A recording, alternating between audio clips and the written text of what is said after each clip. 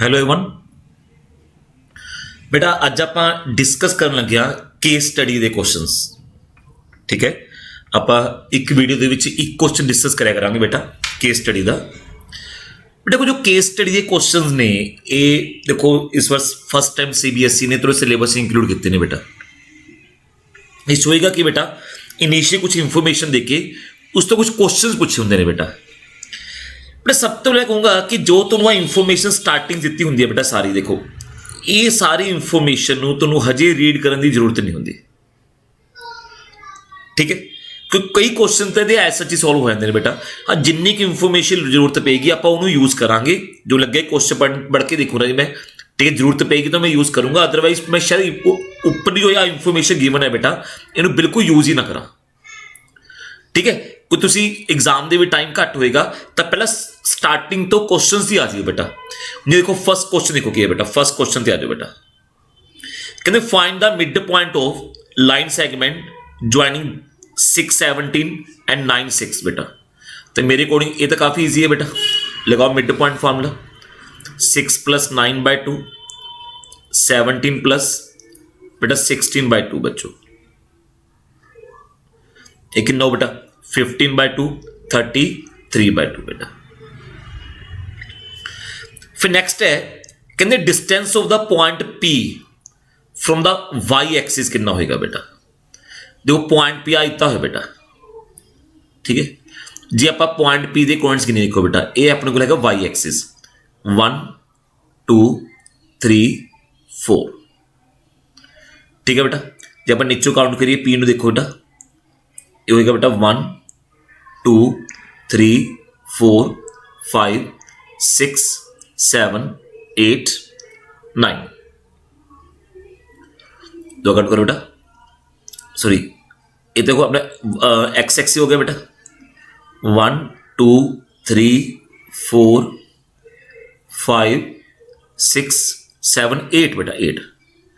तो बेटा P के कोऑर्डिनेट्स के आगे बेटा अपने को 4 8।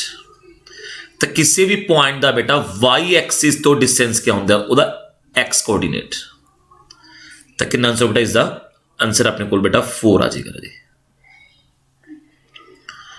ठीक है जी, फिर कुछ पूछे कि distance between A and S कितना है बेटा। देखो बेटा जो आप देखना distance between A and S बेटा, जे मैं ए की गल करा बेटा ए दी बेटा ए के कोऑर्डिनेट्स की है बेटा। देखो बेटा एक्स कोऑर्डिनेट 1 वाई कोऑर्डिनेट 8 आप काउंट कर चुके सी 1 8 बच्चों। बेटा एस तुसी एस के कोऑर्डिनेट्स पता कर लो बेटा 1 2 3 4 1 2 बेटा 1 2 3 4 5 6 7 8 9 10 11 12 13 14 15 16 17 बेटा और तक 17 बेटा। तो ये कौन सा आ गया बेटा 17 8 बच्चों। तो डिस्टेंस पूछे लगाओ डिस्टेंस फॉर्मूला बेटा हुई x2 - x1 का स्क्वायर y2 - y1 का स्क्वायर कितना डिस्टेंस आ जाओ बेटा 16 बच्चों। ठीक है बेटा, तो डिस्टेंस कितना होगा 16 बच्चों। नेक्स्ट क्वेश्चन आ जाओ। कहते देखो हल तक बेटा उपरली कोई चीज डायरेक्ट लोड नहीं पी बेटा क्वेश्चन के कहते find the coordinates of the point which divide the line segment joining A and be in the ratio 1:3 बेटा। बेटा ए बी नो 1:3 च डिवाइड करे बेटा। तो दसो बेटा ए के कोऑर्डिनेट्स की ने बेटा। देखो ए के बेटा कोऑर्डिनेट्स आए से अपने को 1 8 बच्चों। In the same way बेटा find the coordinates of B 1 2 3 4 5 बेटा B का x कोऑर्डिनेट का 5 आ गया बेटा। बेटा y कोऑर्डिनेट देखो और तक अपने को 8 सीगा 9 10। ठीक है बेटा, तो कितना आ गया ये 10। देखो ना बेटा और तक 8 सीगा तो 8 और तक 8 है देखो 9 10। लो बेटा पॉइंट पता करना है जो इसनों बच्चों 1:3 च डिवाइड करे बेटा।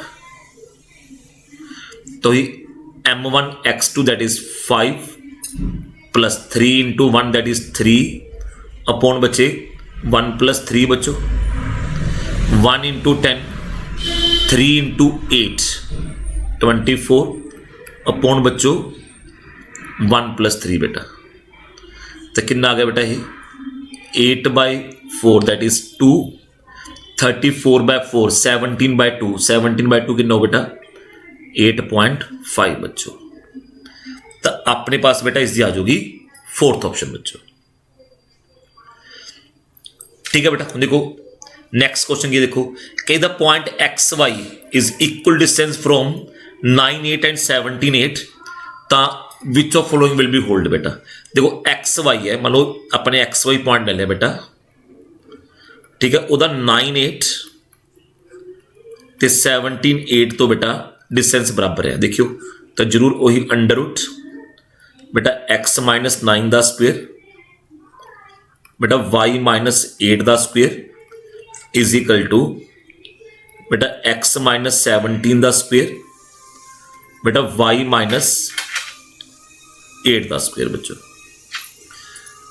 लो बेटा स्क्वेयरिंग कर दोगे बेटा तो आज कैंसिल हो जाए बेटा, ये कितना बेटा x² + 81 - 18x बच्चों बेटा x² प्लस बेटा 17 का स्क्वेयर कर लियो बेटा 289 बच्चों -34x बच्चों। बेटा x² नाल x² कैंसिल हो गया बेटा, कितना आ गया बच्चों ये 16x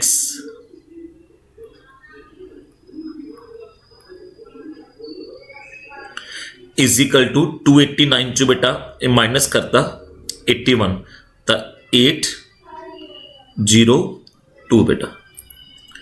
तो x कितना आ गया बेटा 61 + 16 483 तो की रिलेशन आ गया x इक्वल टू कितना आएगा बेटा 13 बच्चों।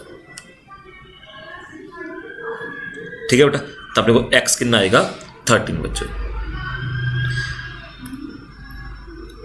ठीक है जी, तो ये बेटा अपने पास क्या है फर्स्ट क्वेश्चन तो सॉल्व हो गया बच्चों। देखो एक दोबारा देखो बेटा, मैं आज ऊपरली चीज देखी नहीं है बेटा, मैंने एक्चुअली ग्राफ दिता है, मैंने पता सी ग्राफ की जरूरत पैनी है बेटा। तो मैं की देखो ध्यान सुनो दोबारा एक बार बेटा